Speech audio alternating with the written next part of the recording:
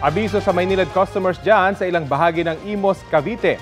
Hanggang sa April 5 patatagal ang water interruption sa inyong lugar. Paliwanag ng Maynilad, ang emergency water service interruption ay dahil sa mataas na demand sa tubig. Kabilang sa mga apektadong barangay ng water service interruption, ang ilang bahagi ng Barangay Anabo, Barangay Alapan, ilang bahagi ng Barangay Bukandala at Bayan Luma. Makikita po sa kanang bahagi ng inyong screen ang iba pang barangay na walang tubig. Para sa iba pang detalye ng water service interruption ng Maynilad, bisitahin po ang website ng Maynilad. Kapuso, alamin ang maiinit na balita. Bisitahin at mag-subscribe sa GMA Integrated News sa YouTube.